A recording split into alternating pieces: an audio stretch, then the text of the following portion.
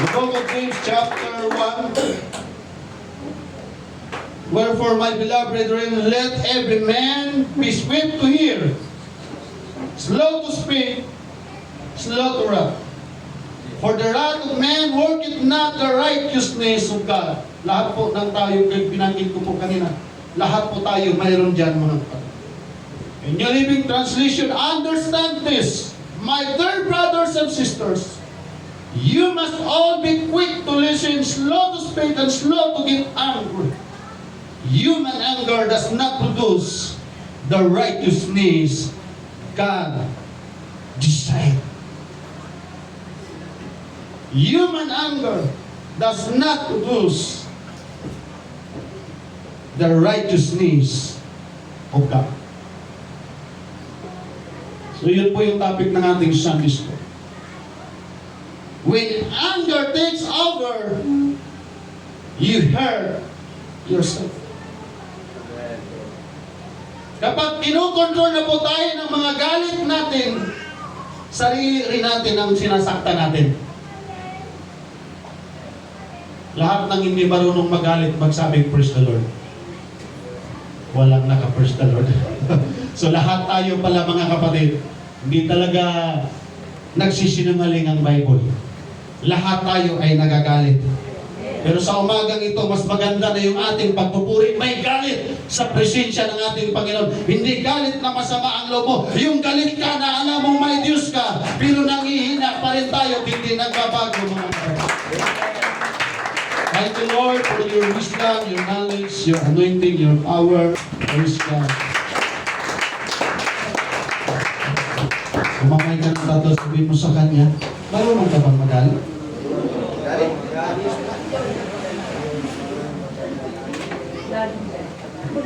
Praise God. Or laging galit. Hallelujah. So mag-enjoy tayo sa presensya ng ating Panginoon. Please be seated po, mga kapatid. Praise God. Mayroon po akong ikikwento sa inyo at marahil yung kwentong ito ay napakinggan nyo na mga kapatid. Or nabasa nila. Tungkol sa isang karpintero na gumagawa ng isang bahay. At habang siya po ay gumagawa ng bahay, hanggang hindi pa tapos yung bahay ng kanyang ginagawa, ay nakaugalian na po niyang iiwan yung kanyang mga gamit sa paggawa ng bahay. At isa na po sa mga tools na kanyang iniiwan ay ang lagaret.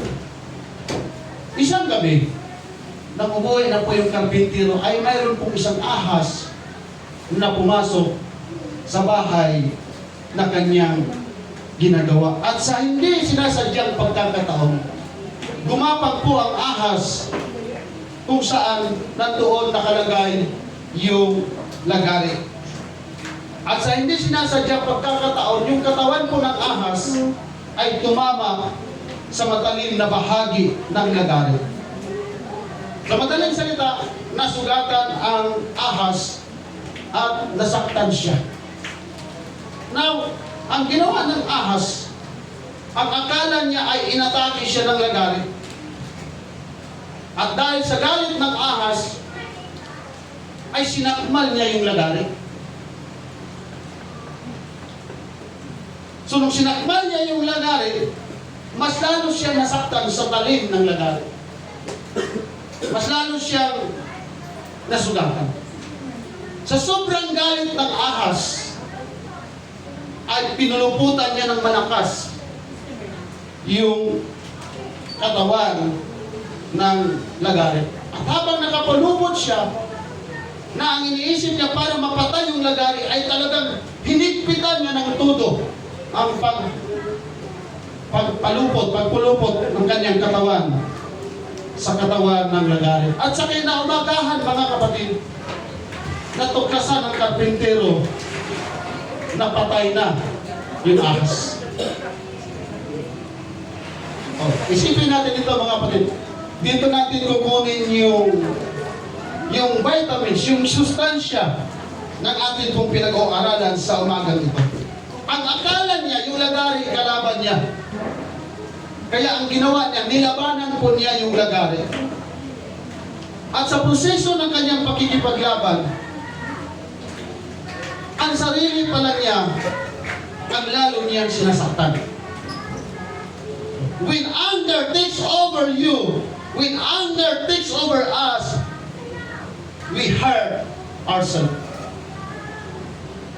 Kapag naghahari ang galit sa ating puso, ay sinasaktan pala natin ang ating mga sarili, mga kapatid. Kapag tayo ay kinokontrol na ng ating mga galit, sarili na po natin ang ating pong sinasaktan. Amen? May mga bagay na hindi natin makokontrol kung ano po ang ginagawa ng ibang tao sa atin. Hindi po natin kontrolado ang buhay ng isang tao at ugali ng isang tao na nakakasakit sa atin. Amen? Hindi po natin kontrolado kung sino ang magsasalita ng masakit laban sa atin. At hindi rin natin kontrolado kung sino yung mga taong mag-o-offend sa atin. Tama? Kaya maging maingat po tayo sa pagtugon sa galit ng ibang tao at sa galit natin, mga kapatid. Dahil pag nagkaroon lamang tayo ng maling hakbang, maling response sa mga bagay na na-offense tayo, maaaring maging mapanganib po ito sa bawat isa sa atin.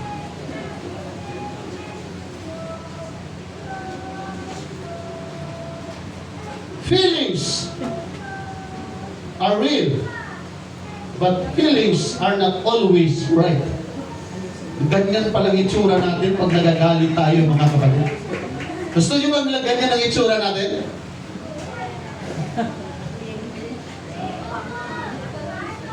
Lingunin mo yung katabi mo, baka parang may galit yung mukha. Pag ganyan na yung mukha, ibig sabihin may galit na yung puso niyan, mga kapatid. Amen? Totoo yung damdamin ng galit. Pero, hindi yung damdamin natin, mga kapatid, ang dapat maging batayan ng katotohanan. Amen. Kapag tayo nagagalit, nararamdaman natin na gusto natin gumanti. Pero hindi ibig sabihin, dapat yung gumanti. Tama? Bakit may taong nagpapatayan? Dahil sa galit eh. Dahil gumanti at gusto makaganti. Amen? Maaaring gusto natin magsalita at magsalita ng masakit na pananalita. Pero hindi ibig sabihin na kapag gusto natin magsalita ay kailangan natin magsalita. Minsan din kailangan natin isipin ang ating mga labi. Tama? Maaaring sa lahat ng pagkakataon gusto nating sumagot. Pero minsan, ang pinakamakapangyarihang bagay, mga kapatid, para maiwasan natin ang galit, ang manahimik na lang. Amen. Hello? I am not preaching, brothers and sisters. Nasa Sunday school po tayo. Magtanungan po tayo ngayon ng katotohanan. Sino ang laging galit sa bahay? Ang nanay, ang tatay, o ang anak? Nanay. May anak, may nanay, walang tatay, no? Wow, palagpak lahat ng mga tatay. Ang bait natin. Nonchalant. Oh. Kasi sila yung dahilan na. Sa'yo, ay, ibig sabihin, kaya kayo nagagalit kasi kami ang dahilan. Yes! Perfect! Tsaka mga anak. Hindi, mas maganda, ilista nyo na. Para basahin namin umaga, ito pala yung dahilan kaya nagagalit yung aking may bahay. Ang problema kasi, hindi na nakalista, mga kapatid. Ang mabigat po kasi niyan, pag hindi naaayos ang problemang ito, ito na lang ang binabantayan lagi. Magkabalik ka lang yun. Kunti lang pagkakamali mo. Kahit maraming tao, yari ka. Hello? Amen. So, tingnan natin po yung, balikan po natin yung ahas. Ayun yung ahas. Nasaktan siya sa lagari, hindi naman siya inano ng lagari. Alam niyo po, mayroong mga taong sensitibo. Hindi pa nga inaano, galit na.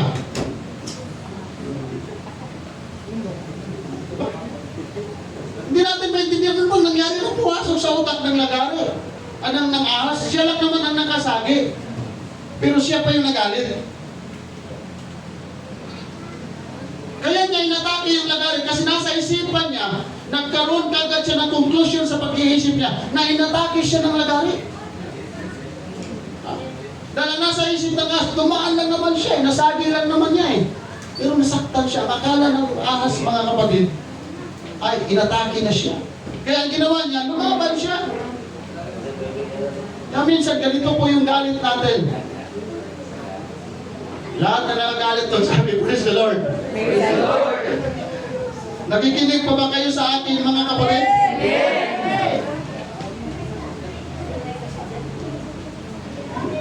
So pag galit tayo sa isang tao, sa kapwa, sa mananampalataya, o sa ating mga kaibigan, o sa ating mga kapitbahay, pag galit po tayo, ang nasa isip natin, inaatake tayo. At pag hindi po natin ito nababantayan, mga kapatid, pwede tayong gumanti. Pinahiya niya ako Meron gano'n? Kailangan makaganti ako. Kasi pinahiya niya ako. Bakit hindi na niya ako pinapansin? Nag-reply ako ng umaga. Nag-reply ng umaga? Nag-chat ako ng umaga? Nag-reply kinabukasan na? Hindi pwede ito. Nakakaranas ba kayo ng ganyan, mga kapatid? Emergency, nag-text ka ngayon, bukas ka na-replyan. Praise the Lord! Tinit ba ako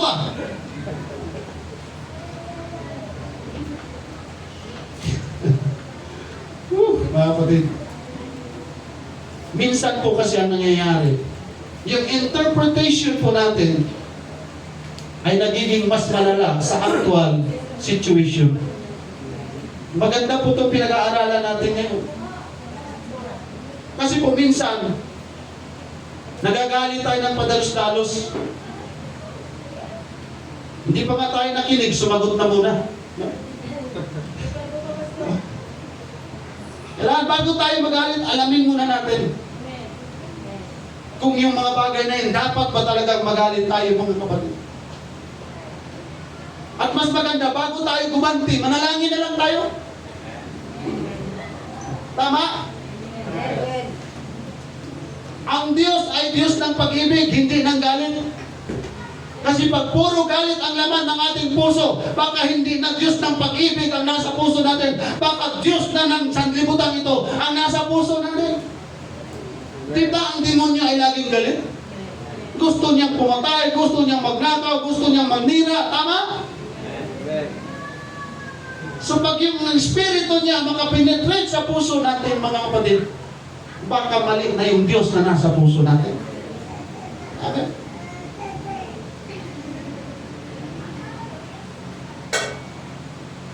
Si Cain at si Abel, parihas na naghandog sa Diyos. Tama? Amen. Pero bakit nagalit si Cain? Dahil hindi tinanggap ng Diyos ang hain niya. So nung hindi tinanggap ng Diyos yung kanyang handog, nagalit si Cain. Nagkaroon siya ng disappointment. Nagkaroon po siya ng rejection sa kanyang sarili. At anong nangyari dito po? Lumala. Dahil yung galit ni Cain, imbis mawala, lalong lumalim. Ito po, may danger ito, mga kapatid. Imbis mawala yung galit, lalong lumalim yung kanyang galit. Hindi po kaagad na ayos ni Cain yung kanyang pong puso. So yung unresolved anger ay lalo pang naging malaking problema. Sino ang unang magkapatid sa Bible, mga kapatid? Sino po ang unang magkapatid sa Bible? Si Cain, sino ma'am? Si Cain at Abel. Sila ang unang magkapatid. Makasaysayan ang magkapatid na to. Dahil sa magkapatid na to, dito rin nagmula ang unang pagpatay. Ang unang pag-murder. Nang dahil sa galit.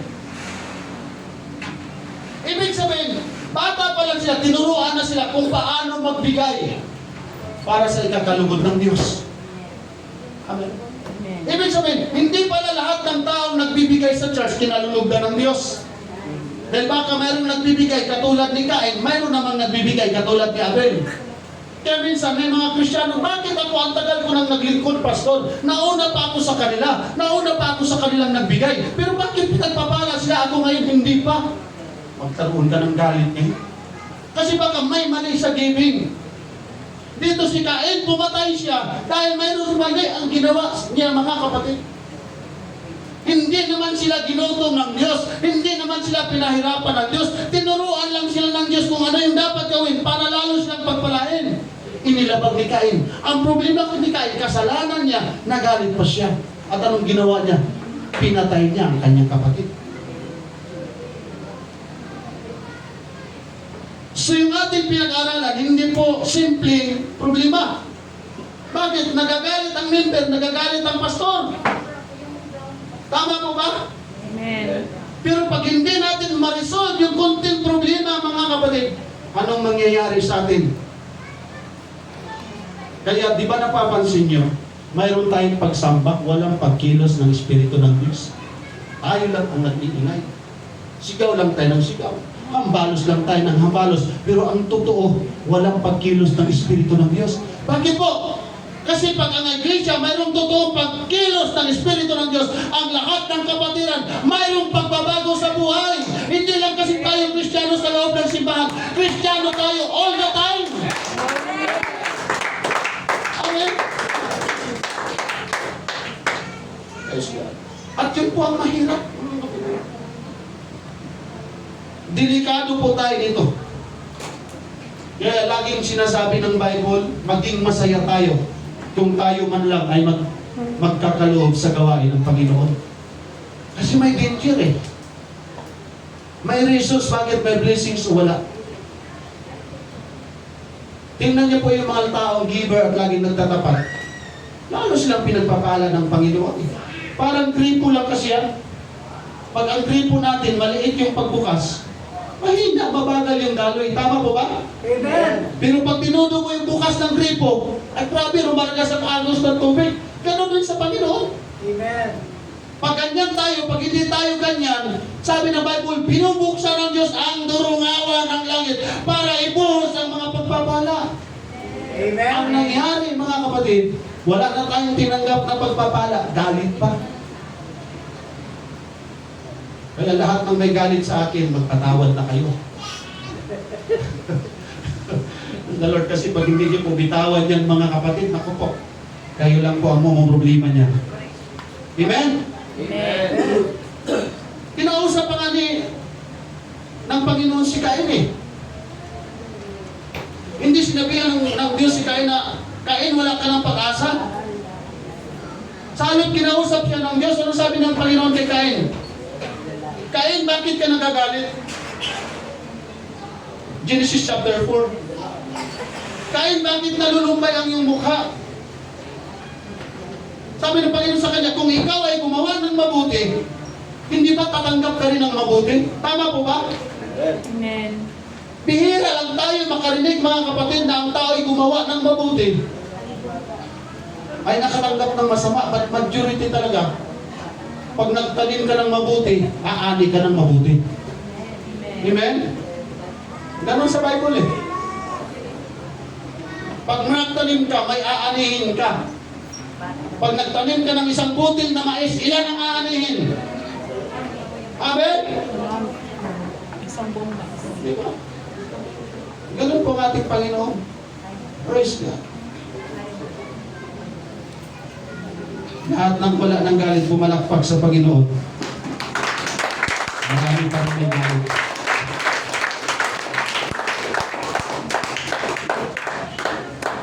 So binigyan ng pagkakataon ng Diyos si Cain. Kinausap siya ng Panginoon. Sabi ng Panginoon sa kanya, ayusin mo yung puso mo. At ganoon din sa atin mga kapatid. Mahirap sumamba pag hindi ayos ang ating pong mga puso. Amen. Tama? Amen. Kasi pag hindi nagiging maayos ang ating mga puso, ang puso rin natin ang sisira sa atin. At yan po ay delikado. Delikado po yan, mga kapatid. Kaya pag kinurik tayo ng Panginoon, dapat tama yung ating response. Tingnan niyo po ang ginawa ni Cain. Kinurik siya ng ating Panginoon, mali yung kanyang response. Pinatay niya ang kanyang kapatid at nagiging palaboy-laboy siya. At yan yung mahirap na namumuhay tayo na akala natin mayroon tayong Diyos na kasama. Yun pala ay wala na mga kapatid. Amen? Amen. So yung maliit na problema, pag hindi natin inaayos ngayon, lalaki bukas. Di ba yung sunog? Di ba yung sunog? Pag hindi naagapan, hindi naman mamamatay yung maliit na sunog pag hindi pinatay eh. Tama? Kailangan, para wag matubok yung buong bahay, kailangan maliit pa lang, mapatay na. Ganon din sa galit natin. Bago masira ang buo nating pagkatao, pag may problema ng ating puso, idulog kaagad natin yan sa ating Panginoong Diyos, mga kapatid.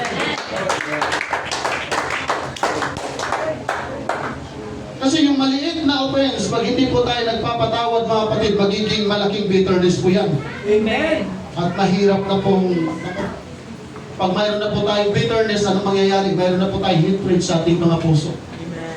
So delikado po yan mga kapatid. Magdadala po ng ating ano yan, maaaring magdudulot sa atin ng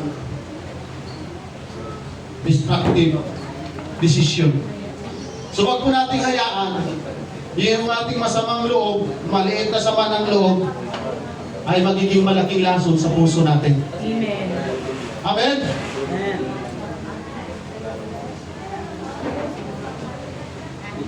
Yan. Lahat ng magagalitin, magiging itsura, ganyan po ang itsura natin. Anger does not produce the righteousness of God according to the book of James.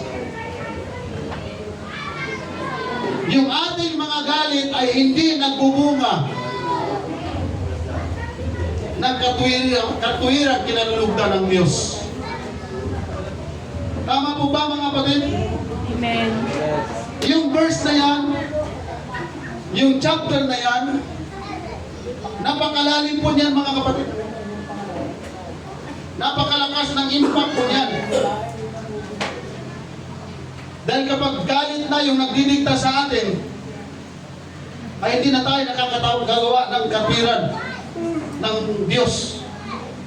Ulitin ko po, kapag galit na ang nagdidikta sa atin, hindi na po tayo nakagagawa ng matuwid sa harapan ng ating pong Panginoon. Lalo na po pag nakaranas tayo ng pang-aapi. Lalo na po pag nakakaranas tayo ng pagmamali. Kailangan makaganti ako. Sinaktan niyo ako ngayon. Mag-aaral ako ng taekwondo. Mag-aaral ako ng karate. Mag-aaral ako para bumaril. Para pag marunong na ako, patay ka talaga. Sinaktan mo ang puso ko. Tinurog mo na parang paminta. Hindi lang minatilyo, minaso mo pa. Bukas makalawa, pabangon ako, tuturugin kita. At hindi ka na sisikatan ng araw, isang bala ka lang.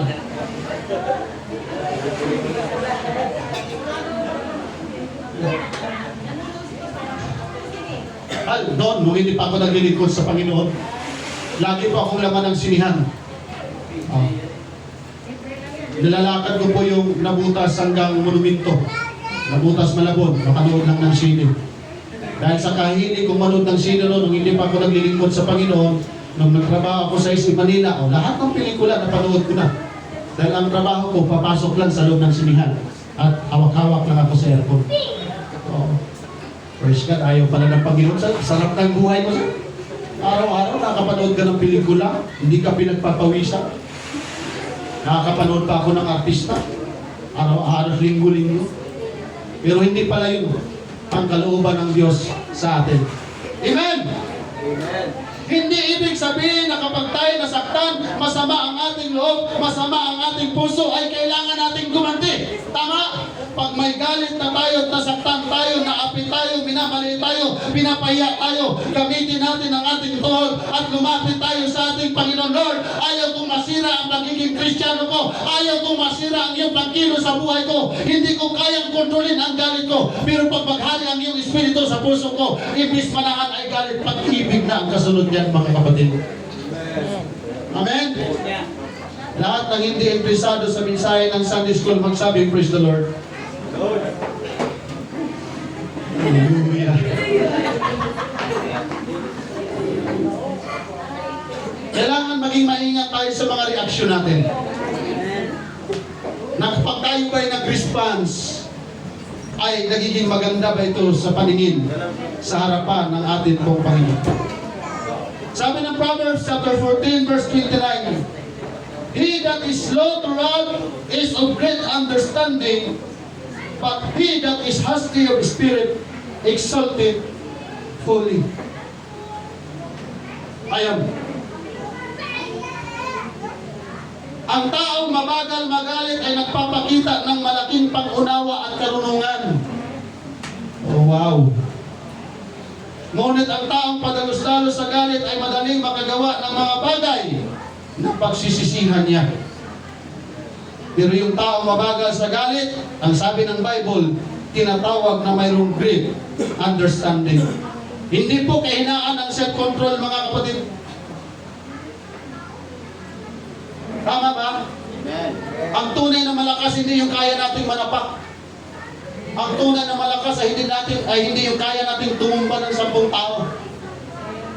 Ang tunay na malakas ay hindi yung kaya nating buhatin yung asawa natin ipuspos.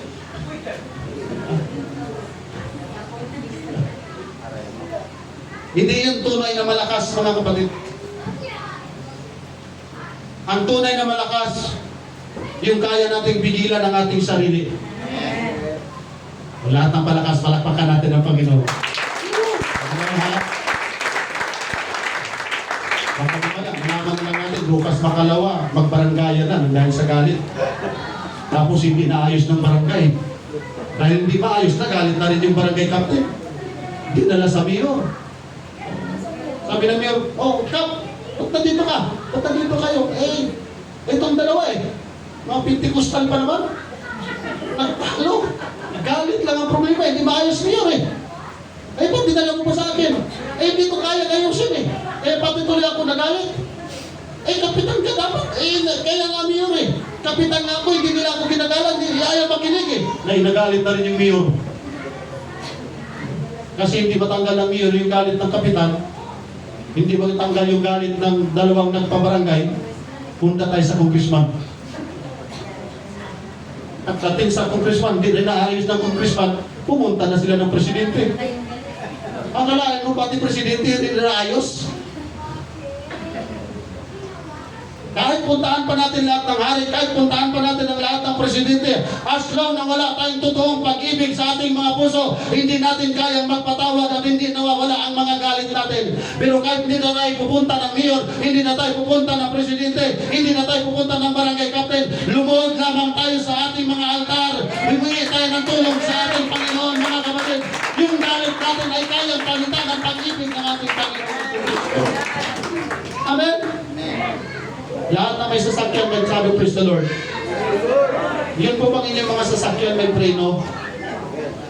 Mayroon. Ang bisikleta, may preno. Ang e-bike, may preno. Ang motor, may preno. Ang lahat ng sasakyan may preno. Minsan, ang sasakyan na nidisgrasya, yung walang preno. Kahit gaano ka bago yung sasakyan natin, kahit gaano kaganda yung sasakyan natin, kahit gaano po kakondisyon yung mga sasakyan natin, malakas, mabilis, pero pag walang preno, pag walang control, anong nangyayari, mga kapatid? Disgrasya. So ganun din sa ating mga personalidad.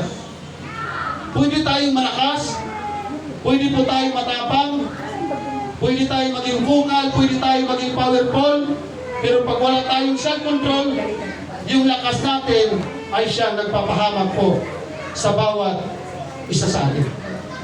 Amen? In 1 Samuel chapter 24, nung malaman ni Haring Saul, nagpapalitan na siya ng Diyos, at ang ipapalit sa kanya ay yung nagpapastol ng tupa, nagalit si Haring Saul. Ang ginawa ni Haring Saul, halos araw at gabi ay hinanap niya si David para mapatay lang niya. So matinding galit yun. Yung tagapag-alaga ng kanyang mga tupa,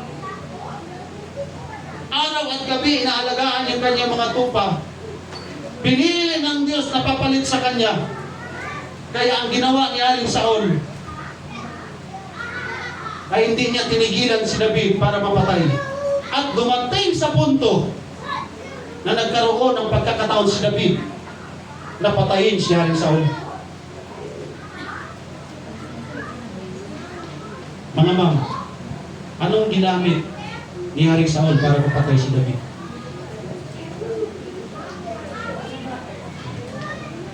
Anong ginamit ni Saul para mapatay si David?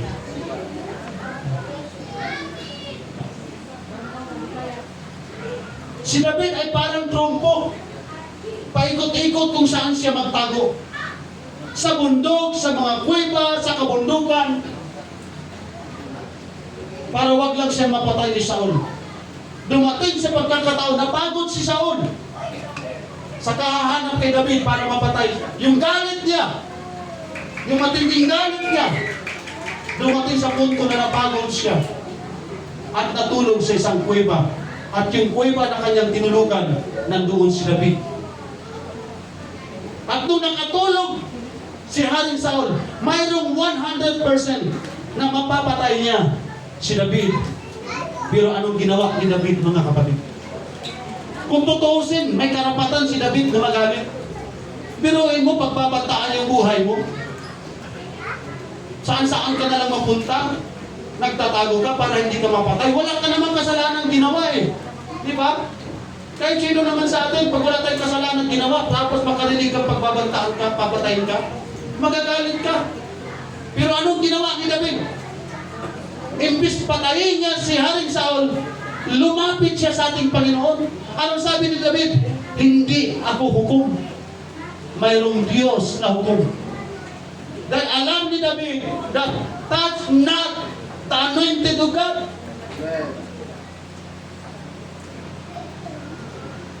Hello? Amen. Kaya lagi tayong pinag-iingat ng Panginoong Diyos, mga kapatid. Baka dalhin ka ng Panginoon sa ibang church. At pag hindi po ninyo nagustuhan yung pastor doon, gusto nyo palitan. Gusto nyo mawala. At yan po ang danger. Mayroon talaga mga tao mas magaling pa sa pastor. Pero as long na hindi tayo pastor, hindi tayo pwedeng magmagaling. Amen? Dahil hindi po basta-basta nagagala yung inanoint ng Panginoon. Amen. Kaya si David, kahit may dahilan siya para patayin si Saul, lumapit pa rin siya sa Panginoon at hindi niya sinamantala yung pagkakataon. Dahil ang alam ni David, ang Diyos ang naglagay kay Haring Saul. Kaya anong ginawa niya? Pinaubaya niya sa Panginoon. Amen? Hindi na nakagawa ng kasalanan si David kay Haring Saul. Anong nangyari kay Haring Saul? Patay. Kasama pa yung kanyang anak na si Jonathan, yung best friend ni David. So yung galit natin, yung masamang intensyon natin sa ating kapwa, mga kapatid, delikado pala yun. Dahil baka ikaw at ako ang madisgrasya pag hindi mawala yung galit sa ating pong mga puso. Amen? So lahat tayo, walang Kristiyano na hindi nagagalit. Sabi nga ni Pastora kanina, habang buwabiyahe kami, pwede kang magalit, pero huwag kang magkasala. Paano ba ipaliwanag yun, mga kapatid? Iniwan. Total, school to, Sunday school. Teacher and student, di ba sa school? Ma'am, ako ma'am. Pag alam mo yung sagot, di ba, ma'am, ako sasagot yan. 1 plus 1, ito lang yan. Ano lang kasimple yan.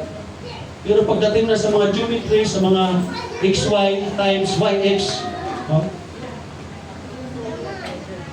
Sabi nung anak sa kanyang tatay, ay, may assignment kami. Ano assignment yun na? 87 times 97. Ano rin sagot? Sabi ng tatay sa kanyang anak, pagbihira. Yun din ang tinanong ng teacher ko sa akin, ng bata. Ako, hanggang ngayon, di pa rin nakikita ang sagot. Hello mga kapatid. Amen. Yung ating galit ay pwedeng maging mapatay ang ating paglilingkod sa Diyos. Yung ating galit ay magiging dahilan para mawala yung ating gana sa pagpuri sa Panginoon. Tama? Pag iniisip natin na makaganti tayo dahil galit tayo, dahil masama ang loob natin isang araw, magulat ka na lang. Lagpak na pala tayo at wala na pala tayo sa paglilingkod sa Panginoon. Kaya kung mayroon tayong galit sa isa't isa, gamitin natin ang ating mga tuhod. Lord, hindi pwedeng manahan ang galit sa aming mga puso dahil lingkod kami. Pinaubaya ko na sa iyo, Panginoon. Ikaw na ang bahalang kumilos. Ikaw na ang bahalang kumilos. Kasi pag ganun po ang gagawin natin, magiging safe po ang bawat isa sa atin. Dahil kung sinabi lang ni David, ito na yung pagkakataon ko, patay siya rin sa ulo. Pero anong ginawa? Pinaubaya ni David sa ating pong Panginoon. Kaya nga niyang patayin si Goliath? Si David pa ba kaya? Ay si Saul pa ba kaya? Ang hindi niya kaya patayin. So ang turo ng ating Panginoon, sino pong nakakabisado ng Matthew chapter 5? The Beatitude. Di ba sabi ng Bible? Love your enemies. Kaya niyo ba ito mga kapatid? Kaya ba natin ito? We need to love our enemies. Bless them that curse you. Do good to them that hate you, and pray for them.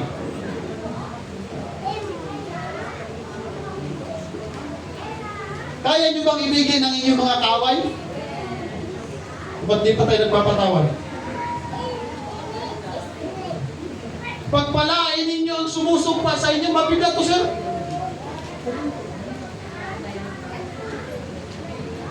Ipanalangin ninyo ang sa inyo umuusik. Sinaktan ka na, sinumpa ka na, inaway ka na, pero ano sabi ng Panginoon? Idalangin ninyo ang sa inyo'y umaapi. Radical teaching ni Jesus Christ. Amen? Mahirap ibigin ang kaaway.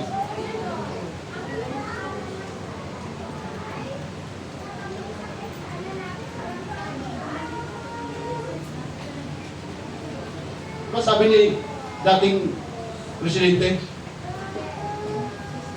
Wala kayo sa akin. I hate drugs. Sabi ng former president. Wala talaga kayo sa akin. Sinabi ko talaga. I hate drugs. Sabi ng pulis sa nahuli niyang nagda-drugs. Bakit ka nagda-drugs?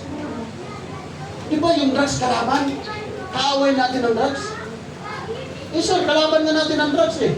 Kaya sabi kasi, love your enemy. Kaya nagda-drugs ako. Love your enemy. Pag mali talaga ang pagkaunawa natin mga kapatid, manidisgrasya tayo, di ba? Amen. Kung si Jesus Christ na ang nandito sa ating mga puso, kaya nating ibigin ang ating mga kaaway, kaya nating magpatawad ng may galit sa atin at kagalit natin, at kaya natin silang i-pray. Yun ang mabigat eh. Sinaktan ka na, dinutay-kutay ka na, nilagari ka na. Woo! Pero iluluhod mo at ipag-pray, Lord, pagpalain mo siya. Ang hirap nun mga kapatid. Tama? Amen. Si Jesus Christ lang ang makagagawa noon. Hindi natin yun kaya. Kaya lagi natin sinasabi, kailangan natin ng Espiritu ng Diyos sa ating mga puso para magawa natin yung kayang gawin ng ating Panginoong Jesucristo. Amen. Palakpakan natin ang ating Panginoon.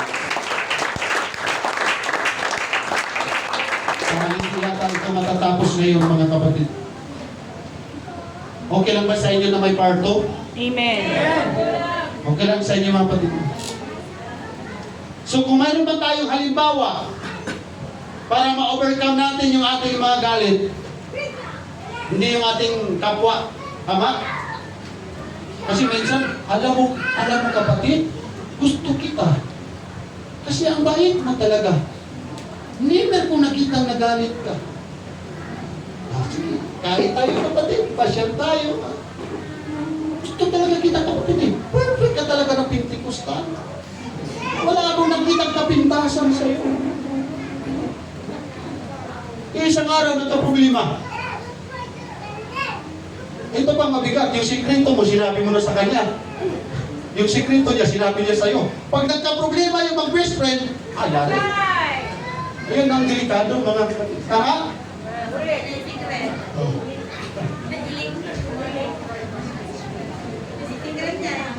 Minsan ba naman pag may galit tayo mga kapatid, nagagamit yung social media natin eh. Post agad tayo. Ako, yari na. May kausap pa ako mga kapatid. Amen. Amen. Habang nilalait ang ating Panginoong Jesucristo, habang binubugbog siya, habang hinahagupit siya ng pamalo, habang bumubulwak yung dugo sa kanyang katawan, yung dugo sa kanyang ulo, bugbog sarado na siya, napakahirap ng kanyang kalagayan. Ang sabi ng Panginoong Jesucristo sa aklat ng Lucas, Ama, patawarin mo sila sapagkat hindi nila nalalaman ang kanilang ginagawa. Piliin natin magpatawad kaysa gumanti. Piliin natin magpatawad kaysa magtanim ng galit. Piliin na lang natin magmahal kaysa isumpa natin. Piliin na lang natin manalangin kaysa ipanalangin natin mamatay siya. Tama po ba? Amen. We are the light and salt in this earth. Tayo ang asin at ilaw. Amen. Amen. Huwag lamang nating isabuhay yan sa loob ng church. Isabuhay po natin yan sa bawat araw mga. Pwede ba ako magtawag ng 5? Para patas. Kasi may parto naman. Dalawang tatay, 2 nanay, 2 youth. Hindi volunteers. Yan. Tapos pakibigyan natin ng microphone. Ay, si Brother Junel kasi magandang ngiti eh. Kasi mayroon niyang ABB. Mayroong blessing sa ating Panginoon niya. Ayan. Ayan, dito si Brother Junel. Ini volunteers sa mga tatang. Ang asawa ko sa Sheila. Ayan. Ayan, ayan. Okay. Ini volunteers ng mga nanay. Sheila. O, Sister Sheila, nire-request. Ayan. Ayan. Ayun. Ayun. Ayan, Sister Jude. Ayan. Sa mga youth. Ha? Sino sa mga youth?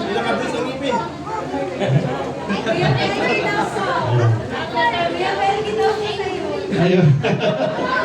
Okay. Dito po kayo ma'am para makita kayo sa video sa camera. International na yung video natin. Nakikita tayo sa buong mundo. Yan. Yan. Sino po ang uunahin kong tanungin sa atin? Bigyan niyo po ng microphone. Ayan, bigyan niyo po ng microphone. Daming fans ni Sister Shell. Ayan. Okay. Sister Sheila, napakasimple lang naman ang tanong. Ano ang ginagawa mo pag galit ka?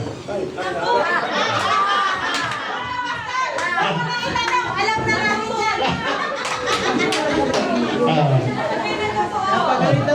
Ayan.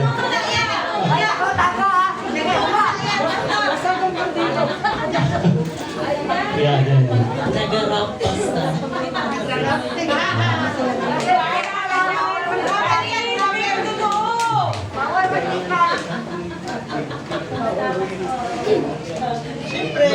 Nasagot na ba Sister Sheila? Wala pa. Nagarap. Oh. O sa ibang ko para gayaw-yaw. Oh, yun, nagayaw-yaw. Nagayaw-yaw, pagka. Nagayaw-yaw ko na siya, nagayaw-yaw. Hindi, tama mo. Wala namang flying kick. Wala namang judo, karate. Wala naman. May brother Junel Pastor. Okay. Thank you, Sister Sheila. Maraming salamat. Sinong sunod? Okay. Si Ma'am, yung ating teacher. Kung tuwa yung mother niya, ipinadala ng GCash. Kasi sumahod na siya. Ma'am, sir, ano ang ginagawa mo pag galit ka? Naka-smile lang, simple lang. Napakapalag mo, Brother Gilbert. Loobin ng Panginoon. Pag galit, simple lang. Parang hindi maniwala si Brother Gilbert, ah. Siya naman yung magagalitin sa akin eh. Ako, narita. Praise God. So, simple lang, pagalit si Sister Wizard. Nananapak yun. Ako, karatista pala. Black filter yan, Brother Gilbert. Black filter yan. Oo, kaya, sabagay sa mga karatista talaga, kailangan mapagpigil. So, inong sunod? Si Sir Pilmer. Sir, anong ginagawa mo kapag galit ka? Depende po kasi pastor sa dahilan ng galit. Okay. Kapag paulit-ulit yung mali, may iba ang yung pastor, response. Pero kapag simple lang naman, pastor, sa halip na galit na gusto, ibabalik ko sa ibang bagay. Ayun. Sabi ni Teacher Judeline, natutulog. Thank you, sir. Thank you. Picturean nyo, ah. Kasi bihira yung mga sagot nila. Nakasulat sa aklat ng buhay at mga kapatid. Okay, si Teacher Judeline. Sister Jude, ano ang ginagawa mo kapag galit ka? Kasi meron po kasi mga tao, mga kapatid, kayo mataba dahil sa galit. Nagagalit, pinagigigilan yung kaldero. Kaya may mga ganun ba? Hindi naman lahat. Mayroon lang kasi ako nakita kasama ko dati sa bangka. Pag nasa laot kami, pag nanggigigil, pag nagagalit, walang huli. Iluluto yung pusit, malalaking doon siya nanggigigil. Okay. Si Ma'am. Noong naman. Kumakain. Nahulaan ko mga pagkaksapan. Oh, praise God. So, alam niyo na bakit hindi si Sister Judeline. Dahil pag nagagalit siya, kumakain siya. Okay. Isa na lang. Saan na isa? Sister Princess. Mukhang hindi kaya. May nakaligtas. Pinag-flex yung brace. Pinag-flex yung brace. Brother Junel, ikaw ang tinuturo. Ayan, yan. Sabi yung basics niyan. Brother Junel, ano ang ginagawa mo kapag galit ka? Nakasmile. Kalma ka lang dyan. Ayan. Siyempre, pag nagagalit. Dahil maliit ako, pag ako nagagalit, lumalaki.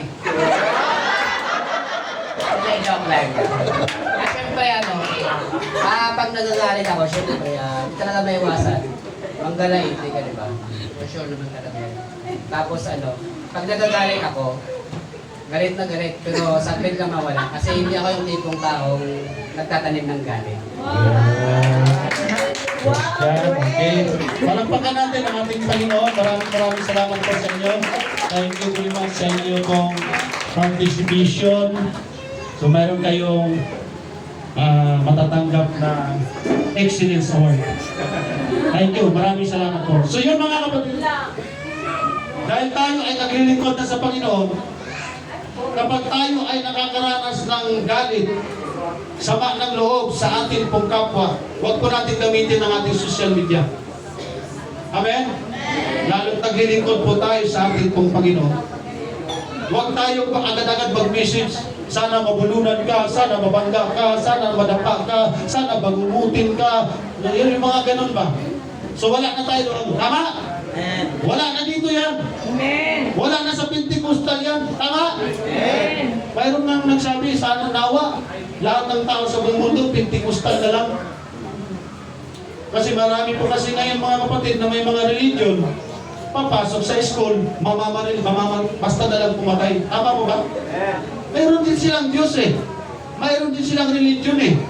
Pag nabuli, nagalit, namamaril ka agad at binibidyo. Tama? Kaya tayo mga nanay din, kung pinapahawakan natin ang cellphone ng ating mga anak, maging maingat tayo. Amen. Kasi baka magulat na lang kahit may dala na ng 45 yan. May dala ng barilya. Tama? Hallelujah. So yun yung resulta ng galit. Walang taong basta pumapatay dahil trip lang. Siguro baka mayroon, pero karamihan po talaga dyan, mayroong galit. Imbis kumanti tayo, idulog na lang natin sa atin pong Panginoon. Amen. Di ba sa may mga stoplight? Di ba mayroong kulay red, kulay yellow, kulay green? Pag nakakulay red, anong ibig sabihin nun? Stop. Stop. Bakit kailangan tumigil? Kasi pag hindi tumigil, may tendency mabangga, may tendency mamatay. Tama? Ganon din yung galit natin. Di ba mayroong mga tatay, tama na, tigilan na yung galit mo. Stop! In Jesus' name. Anong Jesus' name? Jesus' name. Di! Kailangan may labas ko yung galit ko. Di ba ganun din yan eh? Pag tumitawid ka sa kalsada, pag may stop, stop na. Huwag kang tumawid, kaya pag tumawid, mamamatay talaga. Tama? Amen. Anong sunod ng stop? Anong sunod ng stop? Sunod ng stop, pray. Diba? Pag sinabi huwag ka na magalit, huwag na magalit. Bakit cheat po lang? Bakit cheat po lang?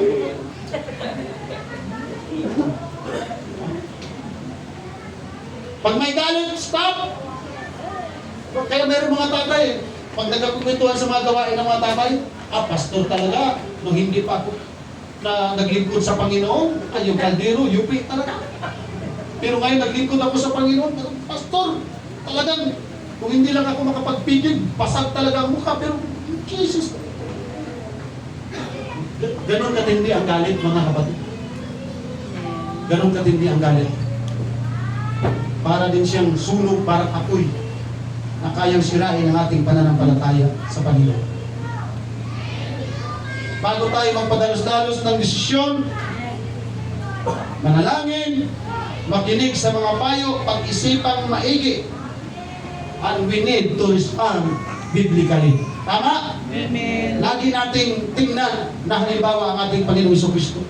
Huwag tayong gumamit ng halimbawa ng ating kapatiran. Kasi sabi ng Biblia, walang matuwid sa atin kahit isa. Lahat tayo may pagkakamali. Si Jesus Christ agad, di ba? Ano bang ginawa ni Jesus Christ nung nagalit? Ano yung kanyang response? Ano yung kanyang ginawa? Yun ang gagawin natin, mga kapatid. Amen? Palagpakan natin ang ating Panginoong Diyos. Dahil delikado po yan. Sino po dito mga kayang bumuhat ng 2 kabang bigas? O 3 kabang bigas? Yung kayang pasalin. 10 kayo naglakad. Tapos dahil ikaw ang malaki-laki, Sister Beth, ikaw yung healthy, ikaw ang pabubuhatin ng 3 kabang bigas. Tapos 1 kilometro yung bubuhatin dyan. Hindi ka ba magagalit yan? 10 kayo, ikaw pa talaga nakursunadahan, pagbuhat ng 3 kabal, tapos 1 kilometro, magmamaktol ka. Magagalit ka eh. Kung hindi ka naman tulungan, tapos hindi ka tinulungan, tapos pinagtawanan ka, paano hirap na hirap ka. So ang mangyayari, magagalit tayo mga kapatid. So yun yung mahirap. Pag mga nanay maraming pera, mabigat ang bag niyan. Pag mayroon saklay na bag yan, video tagilin. Sabi ng pira yan. Mabigat. Pero isipin niyo mo mga kapatid, 24 oras bubuhat-buhat yung bag. Sa una kasi, sa una pa lang, akala natin kaya pa. Kasi bago pa lang. Pero pag tagal mo ng buhat-buhat yan, mararamdaman mo, pahirap na ng pahirap, pabigat ng pabigat. Ganun din yung galit natin. Amen. Pag hindi natin tinatanggal yung galit natin, sa una, akala natin kayang-kaya pa natin. Pero hindi natin alam, unti-unti, pahirap na ng pahirap yung atin pong kalagayan. Biruin mo, pagkagising, galit. Kakain na lang, galit. Maliligo na lang, galit. Mayroon ba dito yan? Mayroon? Nawa, iwan na natin yan dito mga kapatid. Huwag na natin isama pag-uwi. Mahirap kasi yung Matulog ka na lang galit. Panaginip ka na lang galit. Di ba meron na nanaginip, nananadyak? Kasi galit siya sa panaginip niya. Tama? Kasi pag hindi po yan maalis sa ating buhay, ano ang mangyayari? Tayo lang din ang nahihirapan. Kaya ituloy natin ang susunod na kabanata. Sa susunod na linggo, huwag po kayong mawawala. Amen. Dahil lahat ng bagay na may problema tayo, mayroon ding solusyon ang ating pong Panginoong Jesucristo. Amen? Kaya yung ahas kanina, kaya siya namatay, hindi naman problema ng lagari, siya ang may problema. Hindi niya na-control ang ating pong mga sarili. Amen. Hello? Amen. Kung tayo ay nananadyak pa, kung tayo ay nananampal pa, kung tayo ay nagmumura pa, kung tayo ay nambubugbog pa, ang sabi ng Biblia, kung ang ating Panginoong Jesucristo nasa atin, lahat ng problema natin ay nakasamang nakapako sa krus. Hindi na yung luma nating pagkatao, binago na tayo ng ating Panginoong Jesucristo. We are born again in the side of Jesus Christ. Mga bagong nilalang na tayo. Pag bagong nilalang, wala na yung dati nating pagkatao, wala na yung luma nating mga ugali, wala na yung luma nating mga kasamaan. Tama? Praise God. Ingunin mo ang iyong katabi. Umamay ka ng 3 at tumayo na tayo. At